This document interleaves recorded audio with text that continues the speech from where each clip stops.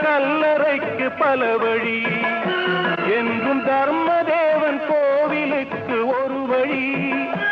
இந்த வழி ஒன்றுதான் எங்கள் வழி என்று நாம் நேர்மை ஒரு நாளும் தவறாமல் நடை போடுவோம். ஒன்றே குலம் என்று பாடுவோம், ஒருவனே தேவன் என்று போற்றுவோம்.